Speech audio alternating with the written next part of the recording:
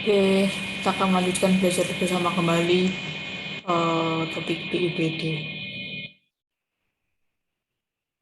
Ternyata dia bisa diaplikasikan pada percobaan statistika juga. Oleh karena itu, banyak peneliti yang tertarik untuk meneliti lebih lanjut tentang teori desain ini. Karena ternyata setelah dikulik lebih lanjut, dikaji lebih lanjut, ternyata banyak manfaatnya. Nah, untuk teori desainnya sendiri, awalnya diperkenalkan pada awal tahun 1930. Jadi sudah lama sekali sebelum Indonesia merdeka ya, sudah diperkenalkan. Dan motivasi awalnya itu sebenarnya adalah membuat desain percobaan pada bidang pertanian. Jadi misalkan ada beberapa varietas. Jadi misalkan ada V varietas biji gandum di situ. Karena kan ya di Eropa kan ininya gandum ya, bukan padi ya utamanya. Nah, padahal ketika kita ingin membandingkan mana biji gandum yang terbaik itu kan ya ada parameternya. Ketika nanam itu kan bisa ditanam di mana kan, tipe tanahnya itu kan berpengaruh juga. Terus curah hujan waktu kita membuat percobaan, pengairannya, terus pupuk dan sebagainya. Jadi semuanya itu berpengaruh. Karena variabelnya banyak, kalau misalkan ya masing-masingnya kita tes semuanya itu kan jadi sulit. Jadi kalau misalkan semua varietas itu dicobakan itu ya jadi kurang praktis atau kalau tidak bisa membutuhkan biaya yang besar. Nah, oleh karena itu kita buat blok-blok di sini yang tidak terlalu besar dan tidak semua varietas ada di setiap blok. Oleh karena itu di sini kita sebut dengan incomplete karena tidak lengkap, karena tidak semua varietas masuk ke suatu blok. Oke ya, di setiap bloknya. Nah,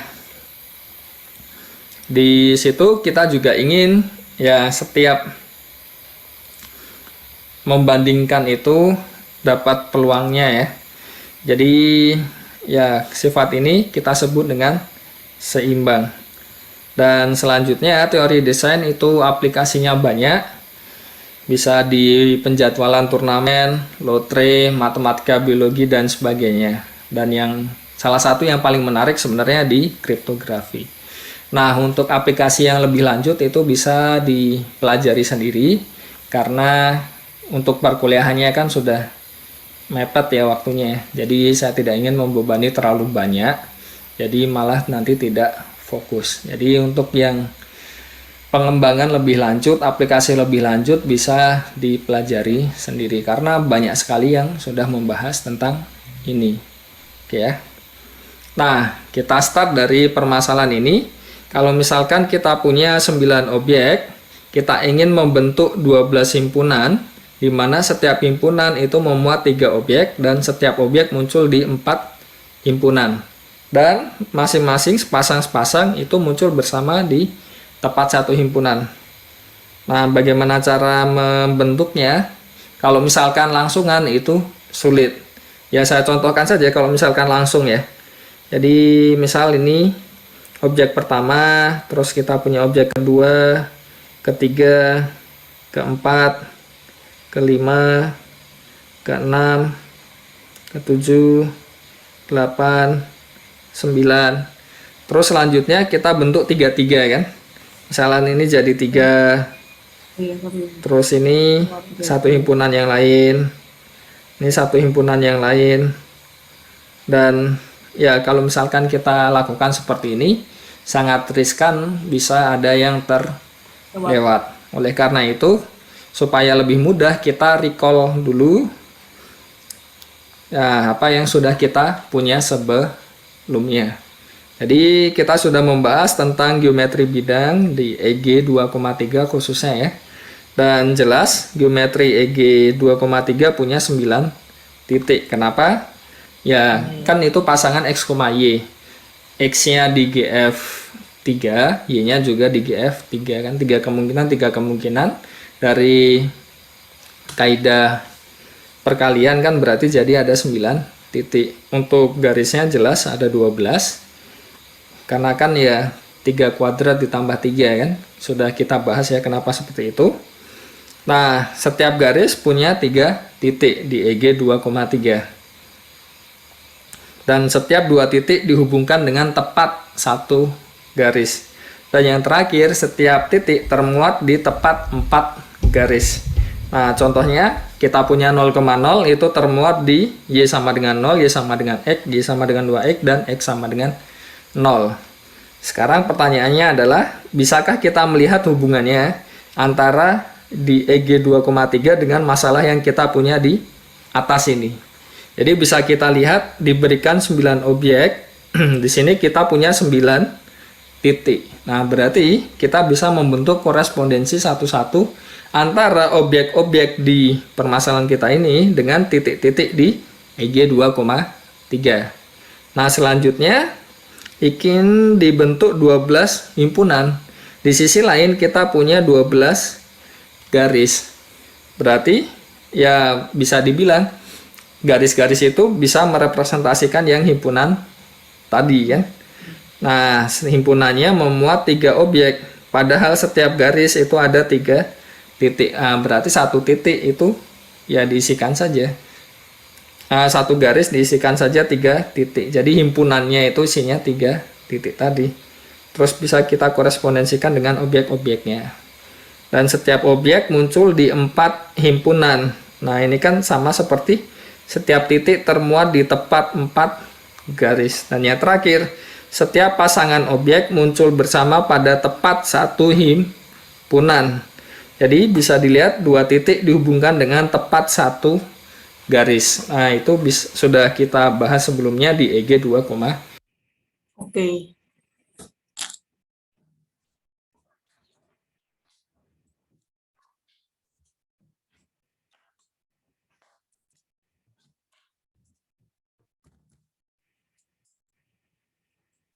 Masuk.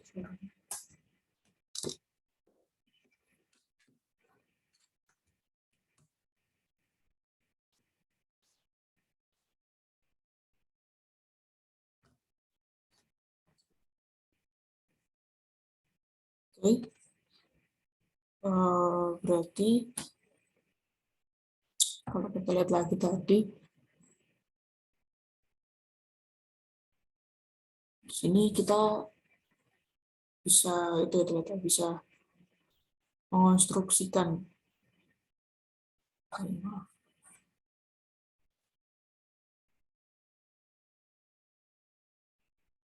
dia bisa mengonstruksikan dari masalah itu ke EG, ke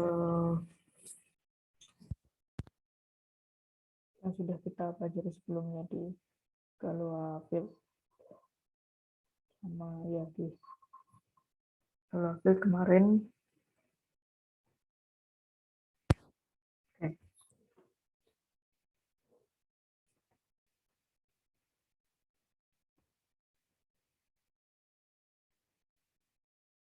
Di geometri Euclid ya, ada yang EG ada yang PG.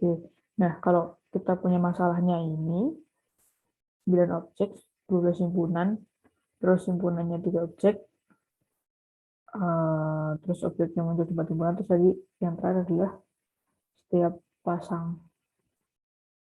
pasangan objek di 2 objek gitu ya muncul bersamaan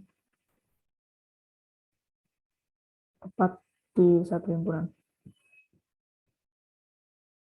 Jadi kalau di himpunan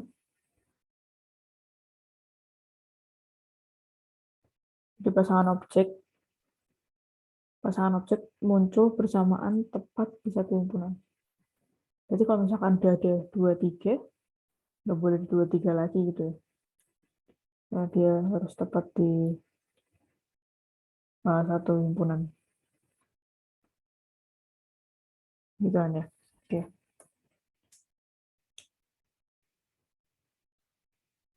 Berarti di sini kita kalau EG 23 berarti kita punya di EG 23 kemarin kita udah dapetin berarti titiknya ada 3 kuadrat. Terus G garisnya ada 3 kuadrat, 3 kuadrat ditambah 3, atau iya benar, atau 3 dikali 3 plus 1.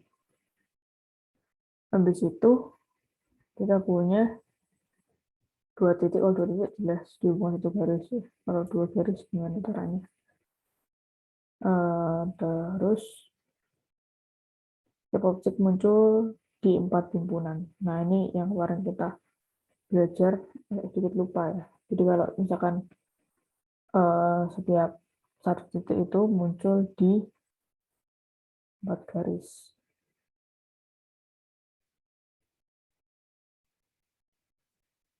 Oke, berarti di sini 3 plus 1, itu di 4 kan. Nah, berarti belum BIBD, masalah ini, masalah yang sudah diberikan, bisa dikonstruksikan ke dalam EG.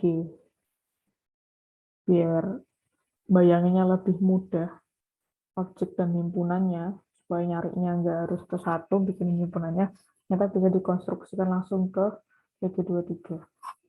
Oke, kita lanjutkan.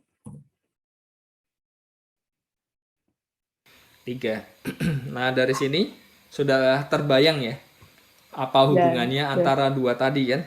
Jadi yang di permasalahan ini dengan yang di EG 2,3. Nah, bagaimana cara melihatnya? Ya, pertama kita buat korespondensi satu dulu kan.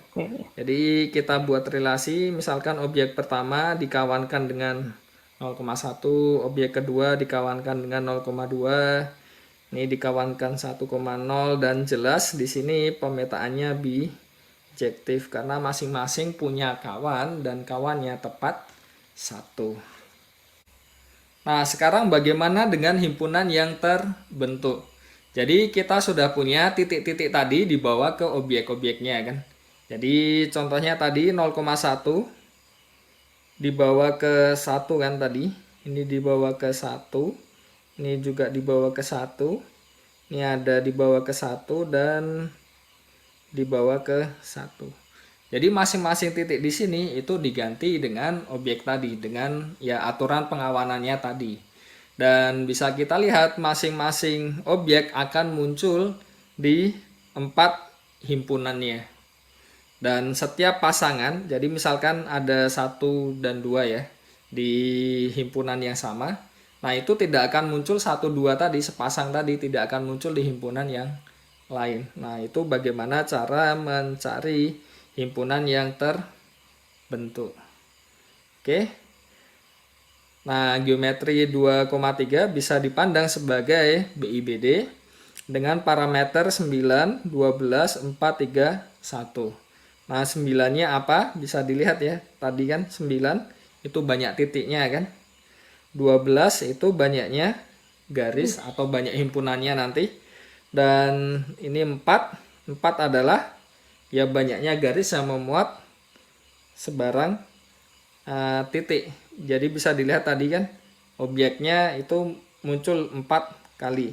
Dan 3 itu intinya masing-masing garis itu berapa titiknya. Nah, ini setiap garis muncul 3 titik. Jadi 3 di sini berkorespondensi dengan banyaknya titik di setiap garis. Dan yang terakhir 1 adalah ya banyaknya garis yang memuat 2 titik yang diberikan.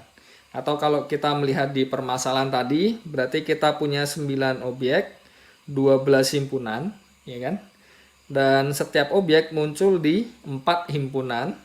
Dan selanjutnya adalah masing-masing himpunan isinya ada 3 objek. Dan sepasang objek itu hanya muncul di tepat 1 himpunan. Dan dari sini bisa dibayangkan apa yang dimaksud dengan BIBD. Nah, definisinya adalah BIBD. Oke, kita lihat lagi motivasinya tadi. Berarti benar sih. Lebih jelas lagi kalau misalkan di apa namanya, kasih pasangan-pasangan ke objeknya supaya terlihat jelas kalau itu bijektif. Jadi dari garis-garis tadi lihat lagi.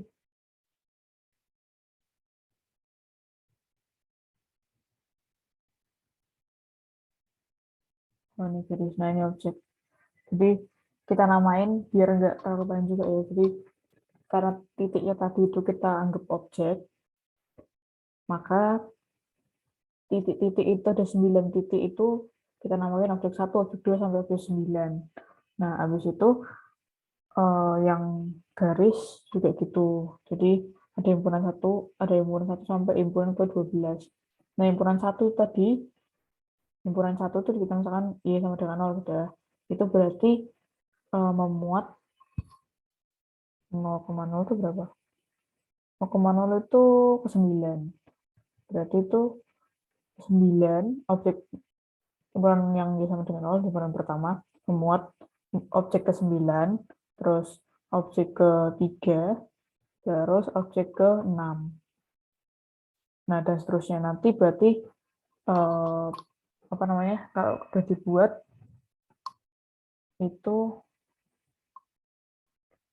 nanti setiap himpunan nomor 3 objek ya. Itu kan jelas setiap semua himpunan 1, 2, 3 sampai 12 dari garis-garis itu semuanya memuat 3 objek. Habis itu setiap objek muncul di 4 himpunan kayak tadi yang udah dibikin 01 itu ada di himpunan 2, ada di himpunan 1, 2, 3, 4, 5, ada di himpunan 5, ada di himpunan 7 sama himpunan 8, 9, 10. Jadi ada 4 terletak di 4 himpunan. Habis itu setiap pasangan objek muncul bersamaan tepat satu himpunan. Mana ya? Itu 00, 10 itu kan dianggapnya objek 9 sama objek 3. Nah, jadi objek 9 sama objek 3 itu cuma muncul di himpunan pertama itu doang. Himpunan yang sama dengan 0. Juga cari lagi ada 00, 10, 00, 10. Nggak ada. Jadi 0 pasangan 0, 10 cuma ada di garis C sama dengan 0. Oke, berarti clear, bisa dikonsisten karena sama dengan kasus yang dipunya tadi. Di situ kita lanjut ke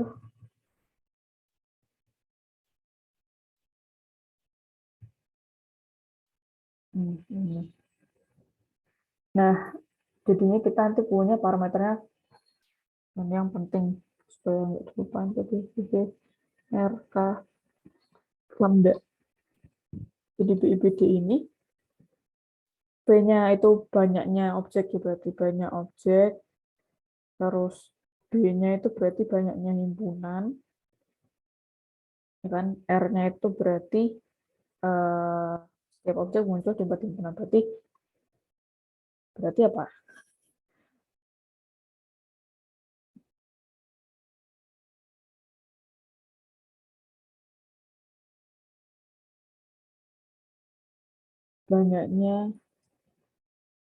Banyaknya himpunan yang memuat suatu objek. Jadi satu objek banyaknya di mana aja gitu kan. Terus yang K itu berarti kebalikannya, banyaknya objek dalam satu himpunan. Benar ya? Itu K. Terus kalau yang lambda itu berarti apa ya namanya, pasangan dua objek muncul bersamaan banyaknya himpunan yang memuat dua objek bersamaan. Nilai kira-kira. Oke, kita lanjut lagi. Oke, kita masuk ke definisinya ini. Tadi baru motivasi. Intinya kita punya parameter V, B, R, K, dan lambda. Itu adalah pasangan V, B, dengan V adalah himpunan yang tadi objek-objek tadi ya.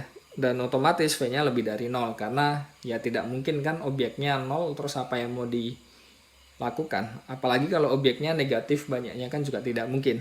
Maka dari itu kita punya V lebih dari 0 dan B di sini adalah himpunan blok-blok atau yang ya tadi benar-benar himpunan ya. Jadi kita buat blok yang terdiri dari atas B lebih dari 0 dengan sifat yang pertama adalah setiap bloknya.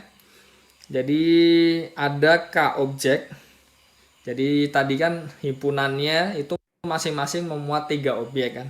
Jadi K di sini itu adalah banyaknya objek di setiap bloknya. Dan otomatis banyak bloknya harus kurang dari V. Karena kalau misalkan sama dengan V ya apa gunanya kan. Kita buat blok isinya semuanya. Jadi harus kurang dari V.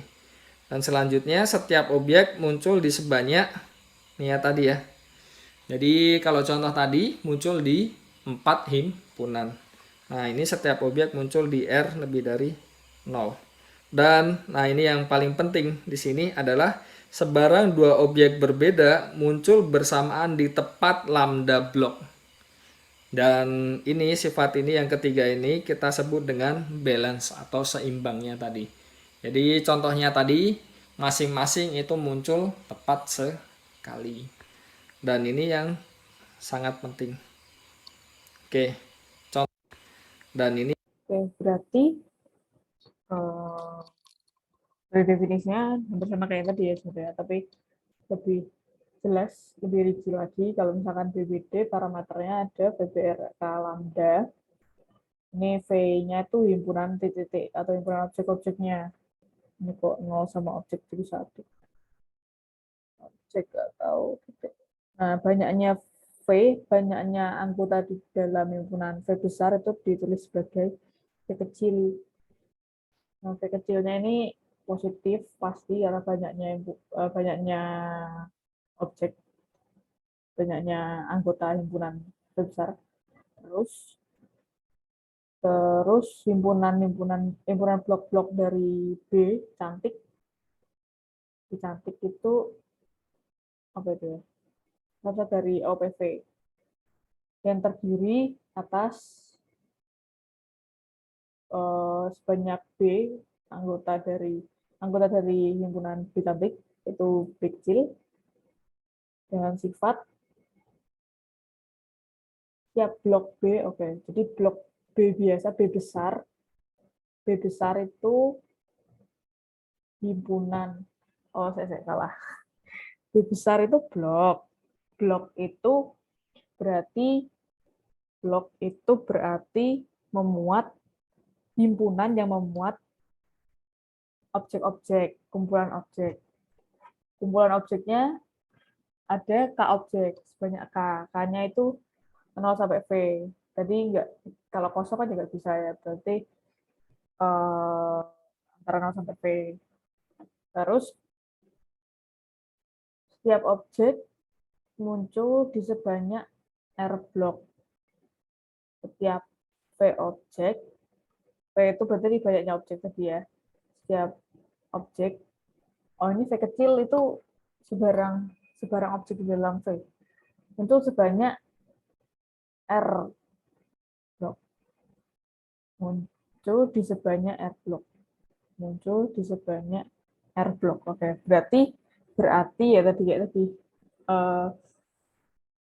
muncul di sebanyak R blok. Benar kan? Berarti objek itu muncul di berapa kali blok itu R. Enggak pusing ya namanya. Barang dua objek berbeda muncul bersamaan tepat di lambda. Nah, kalau yang ini berarti yang dikatain seimbang berarti dua objek berbeda muncul bersamaan di berapa blok itu tuh harus sama gitu kan biar dia seimbang. Oke, kita lihat lagi contohnya biar lebih jelas. ini yang sangat penting. Oke, contohnya kalau misalkan kita punya di sini ya, V-nya objeknya ada 3, A, B, dan C. Terus kita bentuk bloknya, itu pertama AB, AC, dan BC. Bisa dilihat di sini berapa banyak objeknya atau V-nya di sini kan berarti dia sama dengan 3 kan, banyak objeknya. Terus selanjutnya adalah banyak himpunan yang terbentuk ada berapa? Ada 3 juga kan, ini 1, 2, dan 3. Terus masing-masing di sini dia muncul isinya ada berapa? Nah, ini kan masing-masing ada 2. Berarti K-nya sama dengan 2. Selanjutnya adalah, nah, A-nya di sini muncul berapa kali? Ini muncul sekali, muncul 2 kali. B-nya muncul sekali, 2 kali, C-nya 1, 2. Berarti di sini R-nya itu sama dengan 2. Dan bisa dilihat sepasang-sepasang ya. Ini kan AB sepasang. Dan dia hanya muncul sekali kan. AC sepasang, muncul sekali juga. BC sepasang, muncul sekali juga. Berarti kita punya lambdanya sama dengan 1. Oke. Jadi contoh ini adalah pasangan BIBD. V, B. Ini adalah BIBD dengan parameter 3,3, 2,2, 1. Oke. Nah, contoh lain apa? Ya, tadi sudah kita singgung ya. EG 2,3. Nah, bagaimana? Ya, sebelum masuk ke contoh kedua. Berarti tadi nggak semua BIBD itu dikonstruksikannya ke EG 2, P pangkat N yang ada di contoh kedua ya. Berarti bisa juga kayak gini. Nah, yang namanya BIBD adalah ininya. Apa namanya? Ini harusnya B cantik ya. V, B cantiknya itu namanya BIBD. Nah, V-nya itu kan banyaknya objek. Ini banyaknya objek ada 3. Ya kan, berarti ini V kecil sama dengan banyaknya objek di V itu ada 3. Habis itu B. B itu banyaknya blok, banyaknya anggota di himpunan blok-blok gitu ya. Ini berarti ya. Nah, ini ada 3 juga.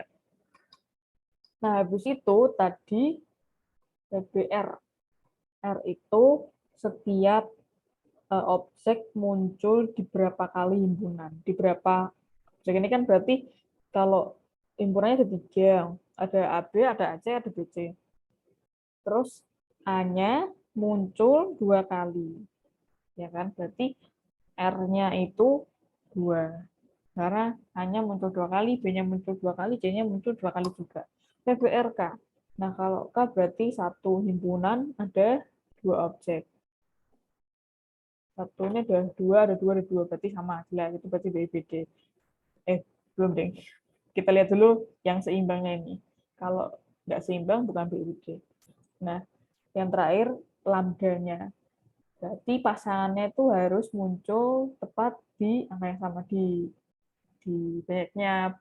banyaknya bloknya itu sama, gitu kan ya. Ini AB. Ada nggak AB di himpunan yang lain? Ternyata nggak ada. AB-nya di sini doang. Terus AC, AC adanya di sini doang. Nggak ada lagi yang lain memuat AC. DC juga demikian, adanya di sini aja. Yang 2 lainnya nggak memuat DC. Berarti setiap 2 pasangan itu muncul di tepat 1 blok saja. Berarti di sini lambdanya 1. Jadi diperoleh karena kita bisa nyari VB, RK, lambda, ya kan, berarti dia memenuhi parameter F, apa namanya, BIBD. Jadi kita punya F B cantik, itu merupakan BIBD dengan parameter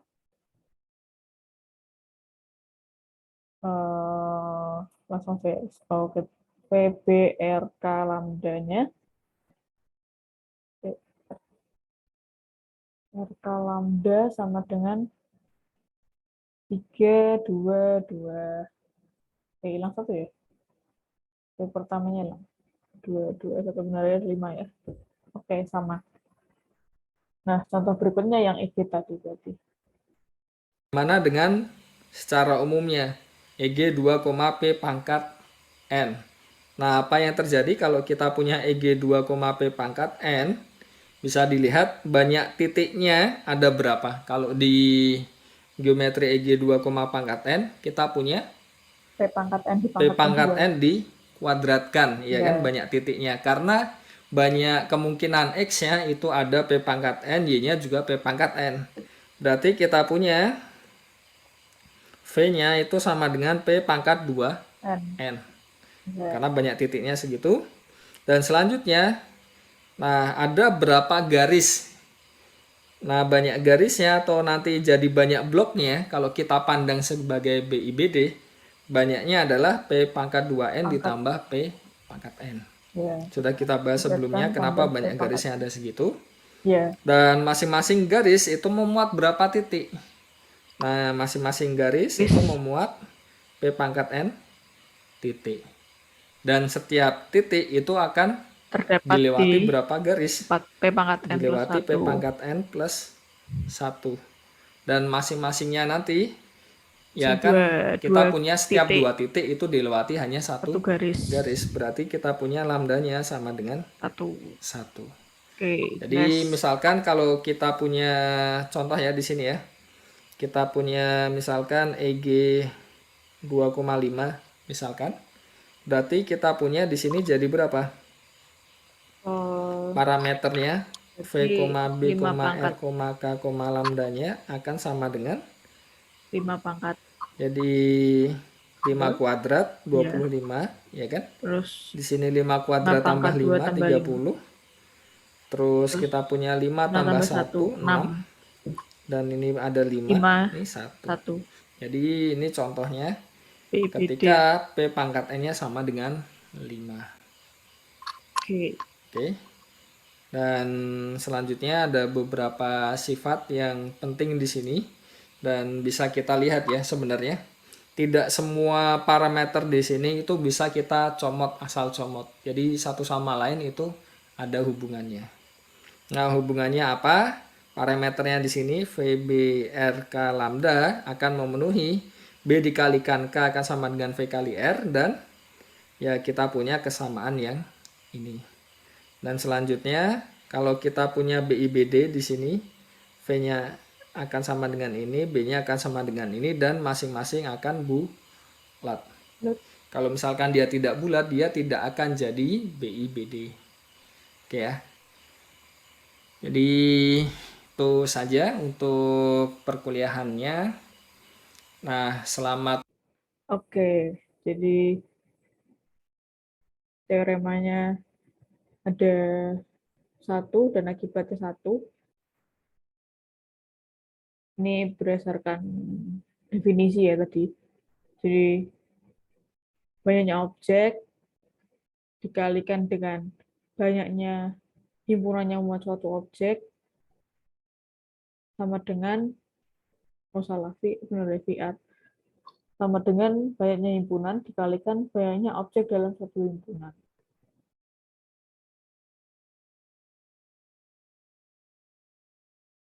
Oke, berarti kalau misalkan banyaknya himpunan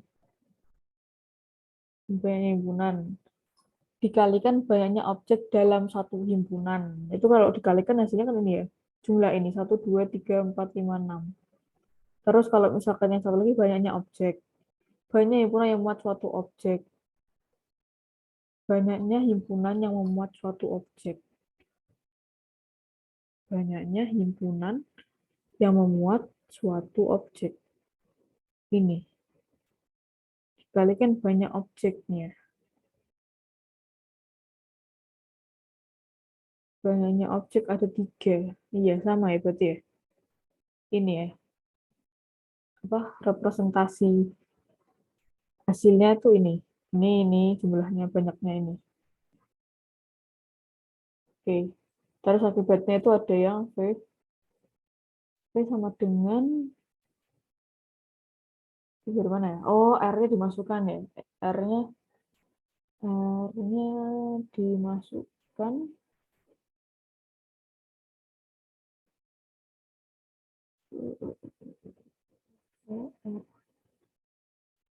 R sama dengan V-1 dengan K-1.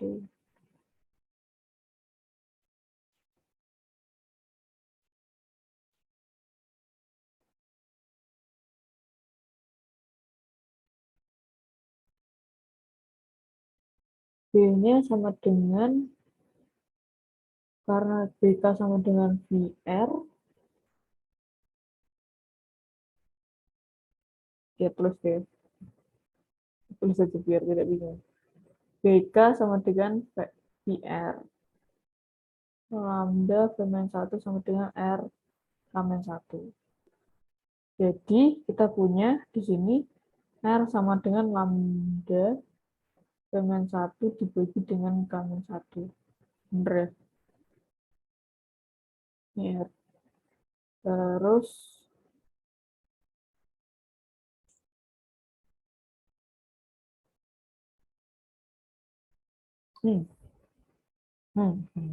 Jadi kalau BK sama dengan CR, berarti lambda V V-1 per K-1.